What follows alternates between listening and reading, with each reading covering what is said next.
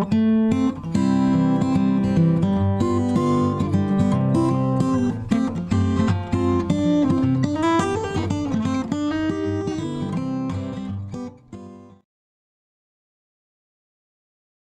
always loved to play music. Even when I was a little kid, I had a trumpet that I played.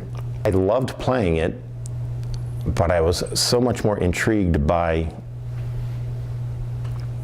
instruments that could play more than one tone at a time. So piano, guitar, where you can hit a chord rather than just playing a single pitch. There was this old, really bad guitar in that room that had been my elder brother's first guitar. And honestly, the thing was barely playable. But I knew enough about music and chords from what I had taught myself on the piano that I could figure out how to play chords on the guitar. And so I would just strum it while I was sitting by the heater trying to warm up. And my elder brother who played the guitar was down the hall, and he walked down there because he heard me, and he said, if you can play that, you can play 1,000 songs. I'd always wanted to play blues guitar, and I had been learning a lot of that. And as I started to progress in learning different styles of blues, I started to gravitate toward what's called a Piedmont style, which is actually from this area of the country. One of the characteristics of that style is it has a real clear influence from ragtime. I became enamored with the thought of playing my guitar as if it was a piano.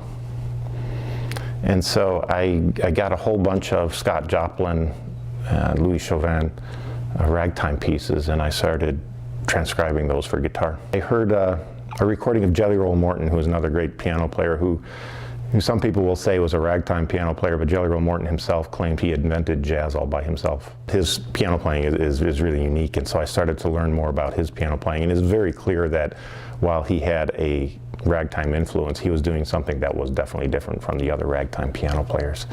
And so I wanted to learn to play my guitar like Jelly Roll Morton played the piano. I would start to branch out into music that was all around that period, because it was in the 1920s and 30s. And there's just some wonderful music traditions. I personally would tell you that in many ways it's the golden age of American music. You always hear that jazz grew out of the blues, but it's a really great exercise if you play music to go learn some of those songs and some of those period pieces, and you can see it and hear it so vividly. So then I kept listening to all these different types of music from the 20s and 30s and realized that the music that grew out of that era had an incredible impact on even the music we listen to today. I was the sixth child of 7. I told you my other elder brother played the guitar and the banjo. He's a very good banjo player. And my eldest sister played the clarinet. My next sister played the violin. My youngest sister played the piano. And I played, first the trumpet and then the guitar. And then my younger brother also played the clarinet.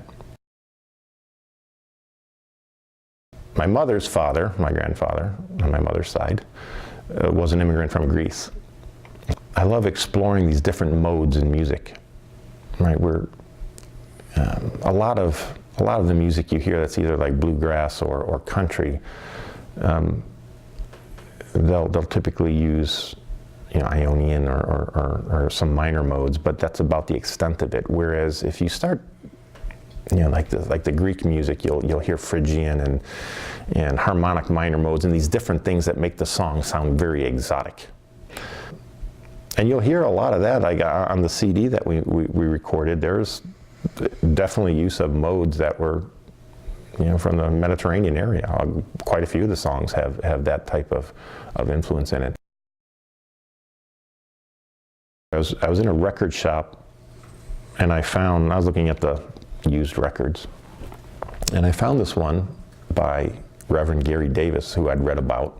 I was not real familiar with him, but it's called Ragtime Guitar. And I took it home and put it on, and I was transfixed. And when that first song came on, I was like, I have got to learn to play guitar like this guy. I mean, that Ragtime guitar album was such a huge point of change in the way I approached guitar. I lived in France for a while, and you just never know in life what experiences you can draw upon later. I mean, I was living in France, and I was playing music and making a subsistence type living while I was doing that, just getting day to day, getting by, and learning French and meeting people, making a lot of friends. I wanted to start this project, which was focused primarily on just music of that period. As we were thinking of a name for the band, we wanted it to harken back to the 1920s, and certainly the reference to teacup gin is a reference to Prohibition, when liquor was illegal, and people served it in teacups to hide it from the authorities. But it's also an aspect of, we wanted it to be,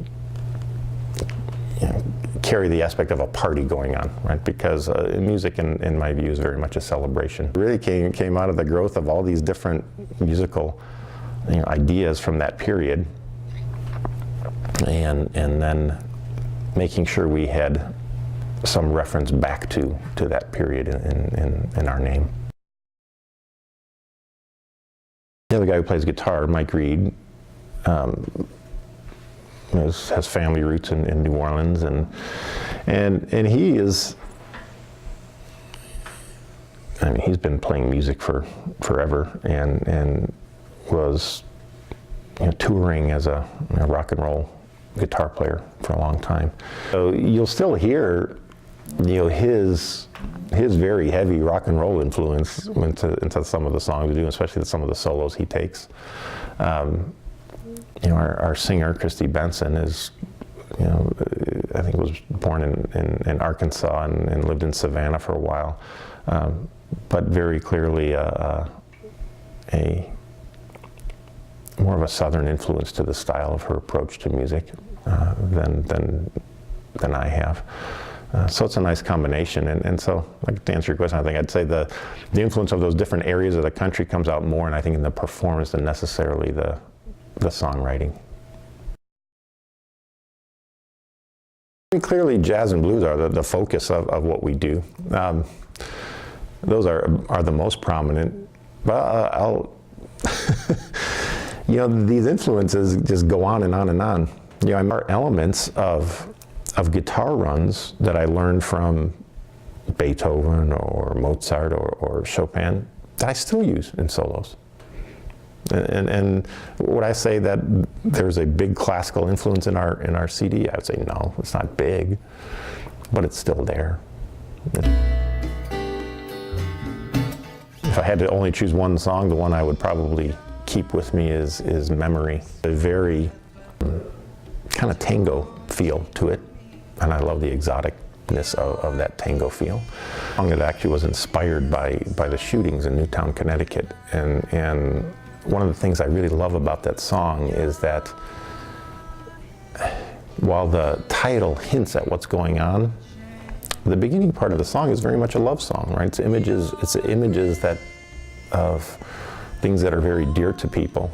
The bridge reveals why the song is called Memory, is because it's a loved one that's gone, and it changes the flavor of the song tremendously to all of a sudden realize that it's not so much a current love song, but a past love song of memories. And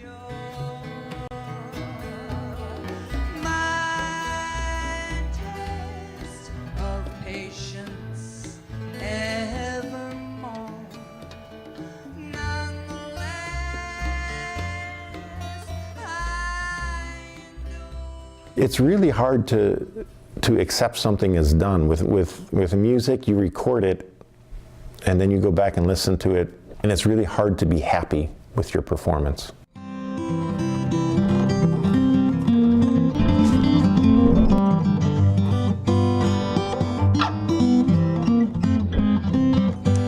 There's a great big mystery, and it sure is worrying me. It's called Diddy Wah Diddy.